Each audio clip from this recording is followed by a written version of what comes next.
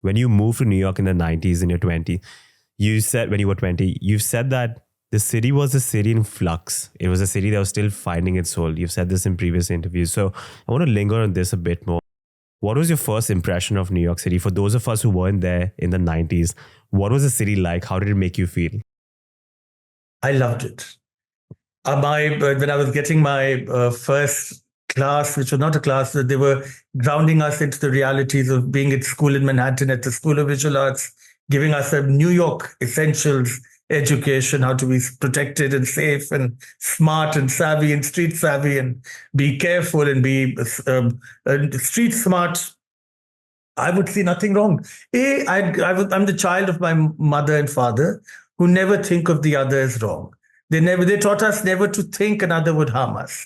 They never taught us to believe people were there to get us. So I was coming from a family, from a schooling and education that believed in humanity, that believed we live in an echo chamber, that believed that you reap as you sow, that believed if you think good, good happens. If you do good, good happens. If you give love, love comes your way. If you're patient, patience is shown to you. The golden rule, do unto others as you want done unto you. So I arrived to New York with this. The city was dirty, gritty, grimy, as filthy as Mumbai, sometimes worse. It was, Mumbai had some scents and smells that big cities have. New York also had used condoms and needles and people who hadn't bathed and showered, whose hair was uncombed, whose clothing was tattered, who were a stark contrast to the riches and sheen and the brilliance of the buildings and people of Manhattan. In Bombay, of course, the same. The divide in Mumbai can be even worse. You can have the Ambanis and the Adanis and perhaps in a small way the Saran, and then a street person. But that street person who's poor and begging has clean hairs, made an effort to be clean visibly. They're never unkempt and dirty because they believe in personal pride. But in New York, none of that was seen. So you had this very stark, grit, grimy place. And I loved it because I said, how real is this? And my heart and mind was connecting with these people. I was aching with them. I was smiling with them. I was staring into their face, even though the counselor said, don't make eye contact. I was making eye contact. And that New York is very different from the New York of 2021, which has changed. Manhattan after the lockdown has changed a lot. It's gone back somewhat to even a shadier version of the New York of the 90s. Mayor Dinkins was finishing. Rudy Giuliani was coming. Dinkins had been badgered and bashed as a failure. Giuliani's authoritarian regime was beginning. Clinton had taken over as president. People had hope. Clinton had turned the economy. I saw up. And I was part of that upward journey. And Manhattan changed a lot. So the grit, the grime, the challenges of Manhattan were aplenty. There was racial discord. There was terrible talk. There was all the partisanship. We didn't have Black Lives Matter, but Black lives didn't matter. My brown life didn't matter, but nobody had language for it. Nobody cared about talking about it. Recently a magazine journalist asked me, Chef, you lived in New York in the 90s, 2000s. You must have stories to tell about Black Lives Matter. You're a person of color. You're a gay man. What did you suffer? I said, a lot. And they said, we'll give you good money if you want to spill the beans. I said, at what cost will I spill the beans?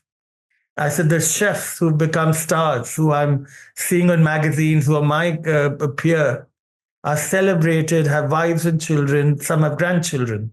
If I spill the beans, what will happen to their lives?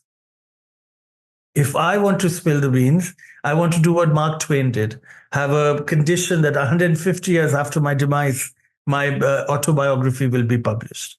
So anybody I defame by telling their dirty truth, their kids and their grandkids and theirs are not affected by my spilling the beans. And for what? I've suffered. I don't need to make other people suffer because I suffered once. That's my stupid way of looking at it, I guess. But I wasn't willing to spill the beans, but it wasn't easy.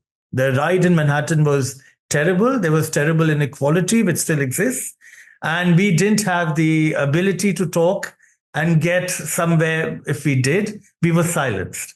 I remember sitting at a table in a very powerful city of America with a governor and his wife at a dinner in 1995. And the governor's wife telling me, "Oh, aren't you a charming Indian man?" I said, "Thank you, ma'am." And she said, "You're so gentrified."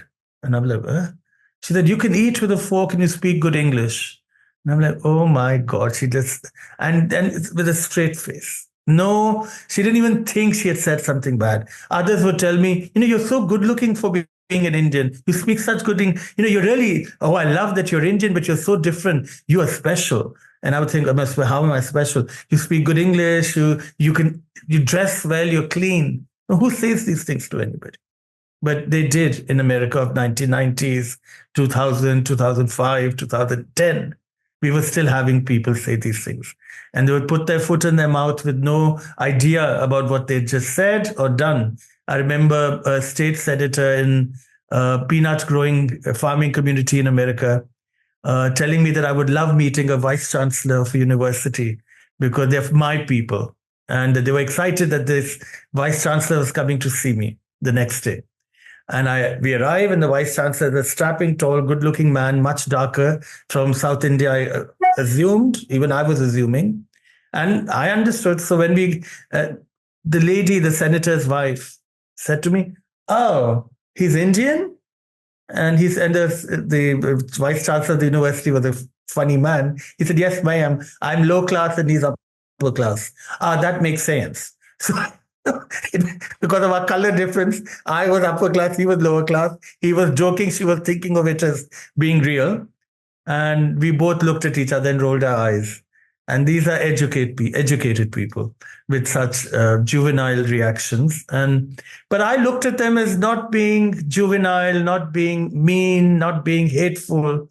But I think of them as the utterings of people who have been broken, who've been robbed, who've been denied civil societies to live and come of age in. That they've not been taught about the other. They haven't been exposed to the other.